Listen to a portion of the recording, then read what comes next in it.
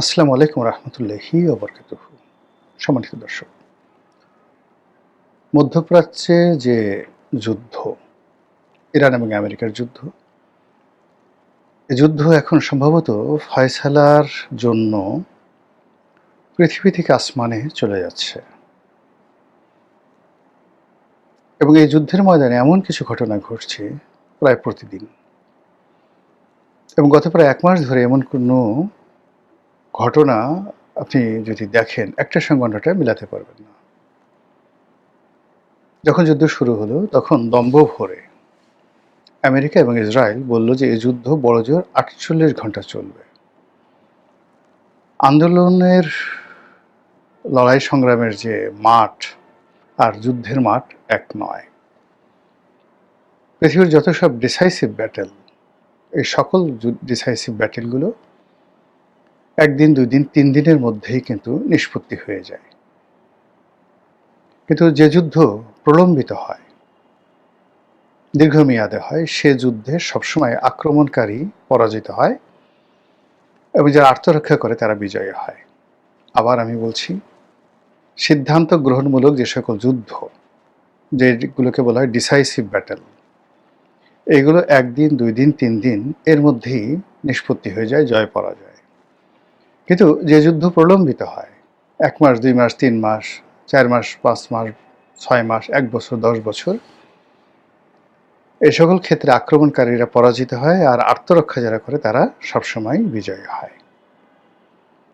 Iran এবং আমেরিকার যে যুদ্ধ ঠিক এই পর্যায়ে এখন পৌঁছে গেছে।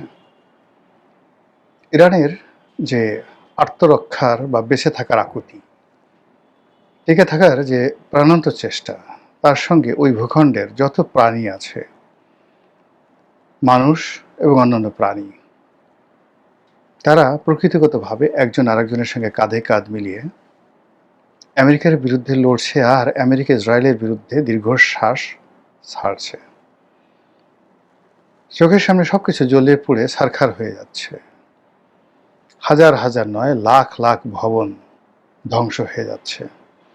হাজার হাজার মানুষের রক্তের হোলি খেলা শুরু করেছে আমেরিকা এবং ইসরায়েল। কিন্তু ইরান অবদমিত হয়নি। তাদের বড় বড় যারা শীর্ষ নেতৃবৃন্দ রয়েছেন একের পর এক হত্যাকাণ্ডের শিকার হচ্ছেন, কিন্তু এ জাতিকে দমানো যায়নি। কোত্থেকে শাহেদ ড্রোন আসছে, কোত্থেকে মিসাইল আসছে, কোত্থেকে সুপারসনিক মিসাইল আসছে, স্বল্প পাল্লার মিসাইল আসছে, মাঝারি পাল্লার মিসাইল আসছে এবং এখন এমন সব মিসাইলের আশঙ্কা করা হচ্ছে যা কিনা ইরান থেকে সরাসরি আমেরিকাতে আঘাত হানতে পারে। এরকম ১০,০০০ কিলোমিটার পথ পাড়ি দিতে পারে এরকম মিসাইল ইরানের হাতে আছে। এই আতঙ্ক আমেরিকার মধ্যে ছড়িয়ে পড়েছে। শুধু কি তাই, অনেকে বলাবলি করছে যে ইরান পারমাণবিক অস্ত্র পেয়ে গেছে, তার হাতে পারমাণবিক বোমা আছে এবং ইতিমধ্যে তারা এই বোমা বিস্ফোরণ ঘটিয়ে ফেলেছে, মানে পরীক্ষামূলক বিস্ফোরণ ঘটিয়ে ফেলেছে। সত্য মিথ্যা আমরা জানি না। অন্যদিকে যেটা হচ্ছে, ডোনাল্ড ট্রাম্প মূলত ইরানের রেজিম পরিবর্তন করার জন্য তিনি এই যুদ্ধ চালাচ্ছিলেন। উদ্দেশ্য দুটো। ইরানের যে রেজিম, তাদের সঙ্গে আমেরিকা এবং ইসরায়েল কোনো অবস্থাতে পেরিয়ে আসছিল গত ৪০টি বছর ধরে।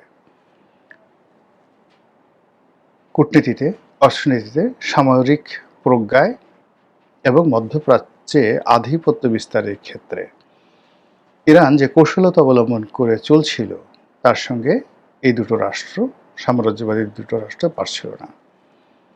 কাজেই তাদের যত রাগ ইসলামী বিপ্লবিক বাহিনী, তারপর বিপ্লবিক সরকার, এদের ধর্মীয় নেতা এবং পুরো ইরানের যে সিস্টেমটা কাজ করছে তার উপর তাদের ক্রোধ ছিল অনেক অনেক বেশি। কাজে এই রেজিম চেঞ্জ করো আর তাবেদার কাউকে, রেজা শাহ পাহলভীর মতো কাউকে বসাও। আর ইরানের যে সকল মূল্যবান খনিজ সম্পদ রয়েছে, তেল, গ্যাস, স্বর্ণ, রৌপ্য, তাম্র, কয়লা, আর কত কি, এমন কোনো মূল্যবান ধাতব পদার্থ পৃথিবীতে নেই যেটি ইরানে না আছে। সব কিছু ইরানে আছে, অতএব ইরানকে দখল করো। তো এই কাজ করার জন্য তারা যে শক্তিমত্তা, যে দম্ভ, যে প্ল্যান, পরিকল্পনা নিয়ে তারা এগুচ্ছিল, এই পরিকল্পনার বিরুদ্ধে নিঃসন্দেহে আল্লাহ অতি উত্তম পরিকল্পনাকারী এবং অতি উত্তম প্রতিশোধ গ্রহণকারী। তিনি মজলুমের বুকে যে ক্রোধ জাগায়, তিনি মজলুমকে যেভাবে জাহিলের বিরুদ্ধে দাঁড় করিয়ে দেন, এতে করে পৃথিবীর যে রাজনীতি এবং যুদ্ধের যে কোর্স অফ অ্যাকশন, এটা পরিবর্তন হয়ে যায়, যেটা আমরা এ যুগের মানুষ অতীতে শুনেছি, অতীতকালের বহু ঘটনা পড়েছি, আর এই যুগে আমরা সেটা দেখলাম।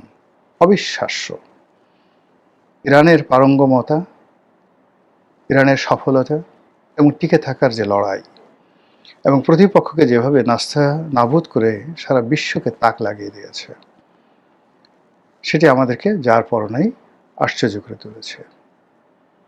যে আমেরিকা রেজিম চেঞ্জের জন্যে এই যুদ্ধ বাঁধিয়ে দিয়েছে, এখন ডোনাল্ড ট্রাম্পকে টেনে হিসড়ে নামানোর জন্যে আমেরিকার প্রতিটি শহরে, বড় বড় শহরগুলোতে লক্ষ লক্ষ মানুষ রাজপথে নেমে এসেছে। এবং যারা এই কিছুদিন আগে ট্রাম্পের জন্য পাগল ছিল, সেই শ্বেতাঙ্গ মানুষ যারা আমেরিকা ফার্স্ট, তারাই এখন ডোনাল্ড ট্রাম্পকে ক্ষমতা থেকে টেনে হিসড়ে নামানোর জন্য রাস্তায় নেমেছে। এবং কোনো মার্কিন প্রেসিডেন্টকে তার মেয়াদকালে ক্ষমতা থেকে সরানোর জন্য যে দাবি তৃতীয় বিশ্বে হয়, এরকম দাবি আমেরিকাতে সচরাচর হয় না, কিন্তু ট্রাম্পের ক্ষেত্রে হয়।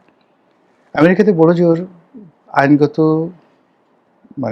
পদ্ধতির মধ্যে থেকে কাউকে কাউকে ইমপিচমেন্ট করার, সেই প্রেসিডেন্টের পদ থেকে তাকে বহিষ্কার করার যে দাবি অতীতে হয়েছে, কয়েকজনকে বহিষ্কার করা হয়েছে, কিন্তু গণ অভ্যুত্থান ঘটিয়ে, সামরিক অভ্যুত্থান ঘটিয়ে কোনো প্রেসিডেন্টকে ক্ষমতাচ্যুত করার ইতিহাস আমেরিকাতে নেই। কিন্তু এটা এখন ট্রাম্পের জন্য বিস্ফোরা হয়ে দেখা দিয়েছে।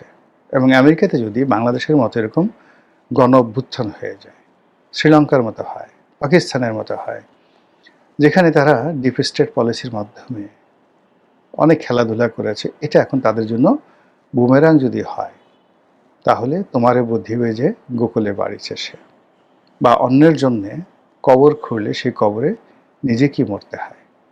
এই অপ্তবাক্য এখন আমেরিকার জন্য অপরিহার্য হয়ে পড়ছে। তো যেটা বলছিলাম, যুদ্ধের দামামা বাজছে, চারিদিকে কান্না, আর সেই যুদ্ধের উত্তাপ সারা দুনিয়াতে ছড়িয়ে পড়েছে। আমরা যারা বাংলাদেশে আছি, আমরাও খুব সুখে নেই। আমাদেরকে আতঙ্ক তাড়া করেছে, বেঁচে থাকার আতঙ্ক। তেল, গ্যাস, কর্মসংস্থান, অর্থবিত্ত, শিল্প, বাণিজ্য সব কিছু তছনছ হওয়ার আশঙ্কা দেখা দিয়েছে। তারপরেও এই যুদ্ধের মধ্যে যখন আমরা দেখি প্রকৃতির আইন কাজ করছে, আল্লাহর আইন কাজ করছে, তখন কিছুটা হলেও স্বস্তি পাই। আজকের খবর হলো ইসরায়েল তছনছ হয়ে যাচ্ছে। তাদের আকাশ প্রতিরক্ষা ব্যুহ, যেটাকে বলা হয়, আয়রন ডোম দিয়ে তারা যেভাবে তাদের ভূখণ্ডটিকে বহিঃশত্রুর আক্রমণ থেকে আকাশপথে, বহিঃশত্রুর আক্রমণ থেকে আকাশপথকে নিরাপদ রাখার জন্য তারা যে সকল ইন্টারসেপ্টর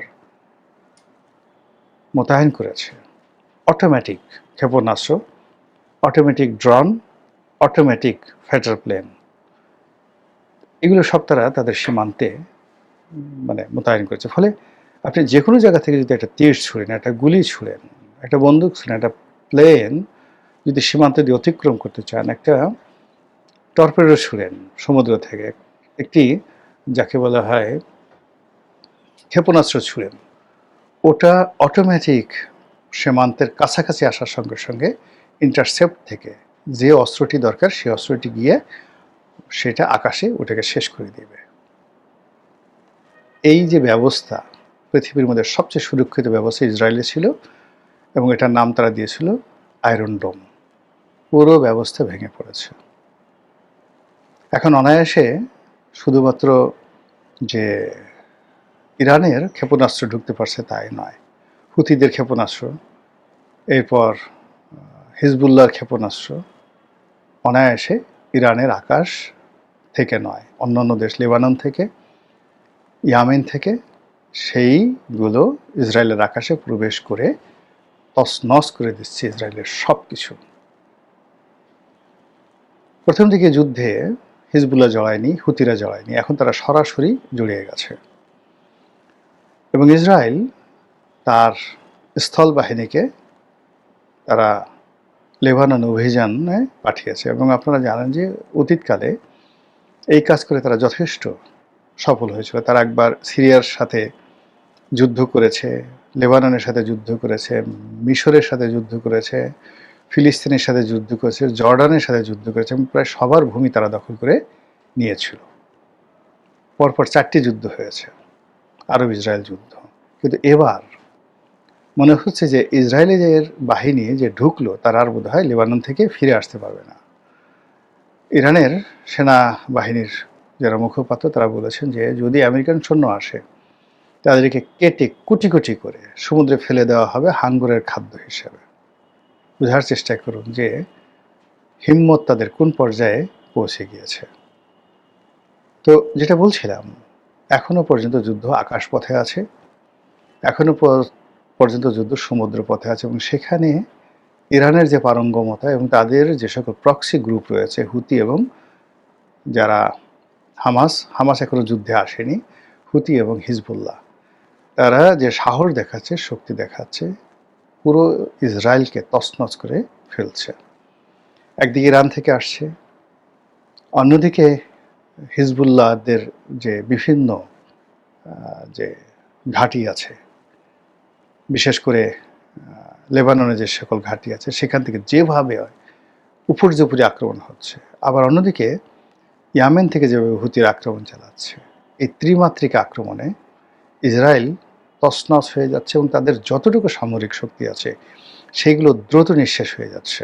ইসরায়েলের সেনাবাহিনীর প্রধান আমরা দেখলাম, সত্য মিথ্যা জানি না, তিনি কান্না করছেন যে এই বাহিনী ভেঙে পড়ছে, যুদ্ধ করার মতো আমরা সৈন্য পাচ্ছি না, বাহিনীতে সৈন্যের অভাব বা ঘাটতি দেখা দিয়েছে। ইট মিনস সেনাবাহিনী থেকে অনেক সদস্য পালিয়ে গেছে, হয়তোবা অনেকে মারা গেছে, অনেকে আহত হয়েছে। আর রিজার্ভ সৈন্য বলতে ইসরায়েলি নাগরিকদেরকে যেভাবে সামরিক প্রশিক্ষণ দিয়ে যুদ্ধের ময়দানে নামানোর যে প্ল্যান ছিল সেই প্ল্যানটাও ফেল করেছে। আল্লাহ উত্তম ফয়সালাকারী। এই যুদ্ধে ইরানের বিজয় হোক, ইসরায়েলের পরাজয় হোক, আমেরিকার পরাজয় হোক, এই খবর শুনে এবং এই দৃশ্য দেখে আমরা যেন একটু স্বস্তি পাই। আসসালামু আলাইকুম রহমতুল্লাহি ওয়া বারাকাতুহু।